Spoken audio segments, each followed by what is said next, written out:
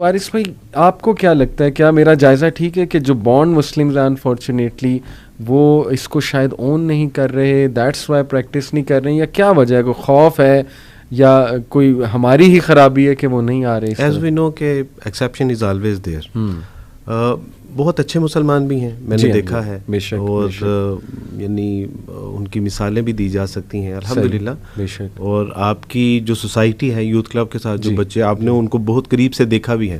اصل میں شاید پرابلم یہ ہے کہ ہم صحیح طرح سے خصوصاً پیرنٹس جو ہیں وہ بچوں کو دین کنوے نہیں کر پائے, ایک بات. دوسری بات یہ ہے کہ مجھے کسی نے پوچھا کہ کیا آپ نبی صلی اللہ علیہ وسلم کے اوپر جو ہے وہ ایمان لا رہے ہیں یا ایمان لا چکے ہیں, تو کیا آپ نے نبی کریم صلی اللہ علیہ وسلم کو دیکھا ہے؟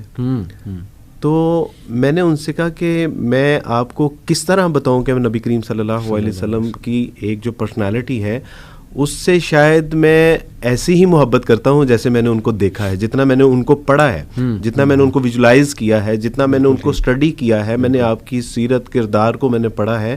مجھے ایسے ہی لگتا ہے کہ جیسے میں نے نبی کریم صلی اللہ علیہ وسلم کو دیکھ رہا ہوں, اور اگر میں نے دیکھا ہوتا تو شاید اس سے زیادہ جو ہے محبت کرتا. ایک بات.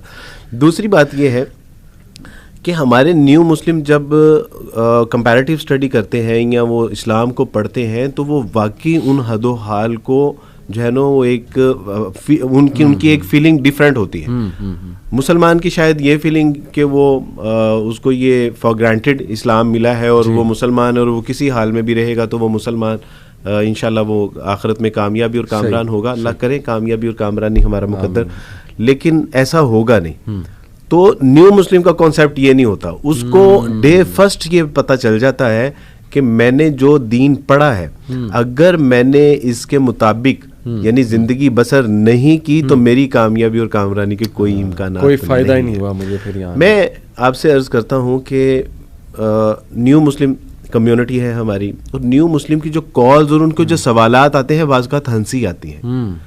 ایک بچی نے مجھے کہا کہ عبدالواحد بھائی میں نے اپنے ابائے کے بازو میں الاسٹک پہننا شروع کر دیا. اچھا. تو میں نے کہا جی وہ کیوں؟ انہوں نے کہا کہ عبدالواحد بھائی میں ایک بار سفر کر رہی تھی اور میں نے بازو اوپر کیا اور وہ ابایا نیچے آیا اور صرف میری بازو کی سکن نظر آئی اور مجھے حیا آئی کہ میرے اللہ نے تو مجھے کہا ہے کہ تم اپنے جسموں کو چھپا کے رکھو, نہیں اس کے اوپر کپڑا ڈالو. اور مجھے حیا آئی کہ میرا بازو ننگا ہو گیا, میں اللہ کے سامنے کیا جو ہے وہ جواب دوں گی, یا پتہ نہیں یہ حشر والے دن اس کو دوزخ میں جانا. تو کہا کہ عبدالواحد بھی میں نے اس کے ساتھ کمپرومائز ہی نہیں کیا, میں نے الاسٹک ڈال لیا. لوگ مجھے میرا مذاق اڑاتے ہیں, تو عبدالواحد بھی میں نے ٹھیک کیا کہ نہیں ٹھیک کیا. میں نے کہا بیٹے تم نے بالکل ٹھیک کیا. سبحان اللہ. یعنی ایک خنسا, ایک بچی جس نے اسلام قبول کیا اور اسلام قبول کرنے کے بعد اس کو اپنے 3 بچے اور ایک شوہر چھوڑنا پڑا. اچھا. ایک بار فرسٹ ٹائم اس کی کال آئی, عبدالواحد بھائی میرے بیٹے کا انتقال ہو گیا ہے اور میں اس کی شکل دیکھنا چاہتی ہوں اور مجھے میرے گھر والے آنے کی اجازت نہیں دے رہے. تو میں نے کہا بیٹی آپ آ جائیں, کوئی ایسی بات نہیں. وہ آئے, اس اللہ کی بندی نے اپنے مرے ہوئے بیٹے کی جو شکل تھی وہ سڑک کے اوپر دیکھی. انہوں نے کہا کہ نہ گھر آنے دیں گے نہ قبرستان میں جانے دیں گے, سڑک کے اوپر. اور ہمارے ساتھ 2 جو ہے وہ پولیس موبائل تھیں اور ان کی کسٹڈی میں یہ کہ فساد نہ ہو, سڑک کے اوپر ایک ماں, اس کے جذبات احساسات کیفیات کیا ہوں گے. دوسرے بچے اس سے ملنا چاہ رہے تھے لیکن انہوں نے چھین کے اس سے پیچھے کر لیا. یعنی ایسے لگ رہا تھا جیسے یہ صحابہ اکرام رضوان اللہ اجمعین کا دور ہے اور وہی ساری تنگی تکلیفیں پریشانی مجبوریاں شاید دوبارہ وہ دور شروع ہو گئے. اس کو کھینچ کے پیچھے کیا اور مجھے لگتا تھا کہ بس اب یہ گئی. لیکن اس نے, اللہ کی بندی نے کہا, انہوں نے کہا کہ یہ تو میرے 2 بچے ہیں, ایک انتقال کر گیا, 2 باقی بچے ہیں.